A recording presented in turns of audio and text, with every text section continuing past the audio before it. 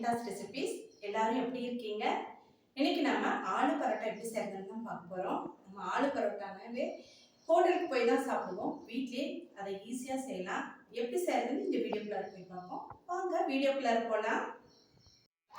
ஆலு பரோட்டா செய்யறது ரொம்பவே ஈஸி.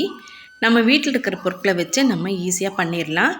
அதை சாஃப்டாக டேஸ்ட்டாக எப்படி பண்ணுறதுன்னு இந்த வீடியோவில் போய் பார்ப்போம். வாங்க. 200 கிராம் அளவுக்கு உருளைக்கிழங்கு வேக வச்சு தோல் எரித்து வச்சுருக்கேங்க. இதை நம்ம இந்த மாதிரி துருவி வச்சுக்கலாம். துருவி வச்சுக்கிட்டா நம்ம வந்து மாவு பிசைறதுக்கு ஈஸியாக இருக்கும். இந்த அளவுக்கு துருவி வச்சுக்கலாம். இதை நம்ம மாவு பிசைற பாத்திரத்தில் போட்டுக்கலாம். இது கூட நம்ம 2 கப் அளவுக்கு கோதுமை மாவு சேர்த்துக்கலாம். போட்டுட்டு நம்ம இதுக்கு தேவையான அளவுக்கு உப்பு சேர்த்துக்கலாம். உப்பு நான் வந்து 1 டீஸ்பூன் அளவுக்கு தூள் உப்பு சேர்த்துக்கிறேன். சேர்த்துட்டு இது கூடவே கொஞ்சமாக மஞ்சள் தூள் ஒரு 1/4 டீஸ்பூன் அளவுக்கு சேர்த்துக்கலாம். இது கூட ஒரு 1/2 டீஸ்பூன் அளவுக்கு மிளகாத்தூள் சேர்த்துக்கலாம். கூடவே கொஞ்சம் சீரகத்தூள். சீரகம் வந்து நம்ம வறுத்துட்டு நல்லா பொடி பண்ணி நம்ம அதை சேர்த்துக்கலாம். இது கூட நெய் 2 டீஸ்பூன் அளவுக்கு சேர்த்துக்கலாங்க. நல்லா உருக்கின நெய்யாக சேர்த்துக்கலாம். ஈஸியாக இருக்கும் பிசையறதுக்கு. கூடவே நல்ல பொடியாக கட் பண்ண கொத்தமல்லி தழை கொஞ்சம் சேர்த்துட்டு நம்ம மாவை நல்லா மிக்ஸ் பண்ணிக்கலாம். நல்லா மிக்ஸ் பண்ணி நல்லா பிசைஞ்சு விடுறப்ப நல்லா ஒரே மாதிரி மிக்ஸ் ஆகிடும். இப்போ பாருங்கள், இந்த மாதிரி இருக்கும். பிடிச்சா பிடிக்க வரும். அப்போ வந்து நம்ம கொஞ்சமாக தண்ணி சேர்த்து கொஞ்சம் கொஞ்சமாக தண்ணி தெளித்து நம்ம வந்து இந்த மாவு பிசையணும். இல்லைன்னா ரொம்ப நீத்து போயிட்டால் நமக்கு வந்து நம்ம திரட்ட வராது. ஓகேங்களா? கொஞ்சம் கொஞ்சமாக தாங்க தண்ணி சேர்த்து பிசையணும்.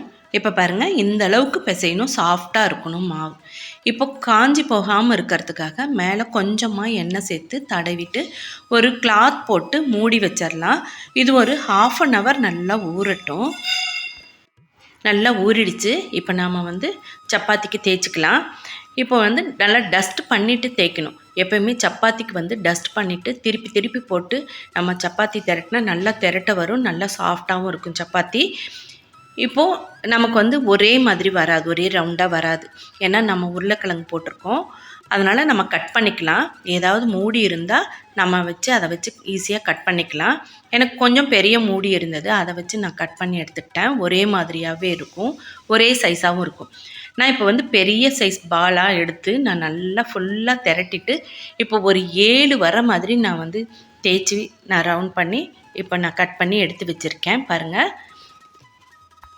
இப்போ இதை நம்ம சுட்டு எடுத்துக்கலாம். தோசைக்கல் வந்து நல்லா காயட்டும். 2 கூடையும் போட்டு எடுத்துக்கலாங்க. இது ஏன்னா கொஞ்சம் சின்ன சைஸாக இருந்தது, அதனால் 2 போட்டு நான் வந்து சுட்டு எடுத்துக்கிட்டேன். நாம் இதுக்கு வந்து பட்டர் நெய் போட்டால் ரொம்பவே டேஸ்ட்டாக இருக்கும்.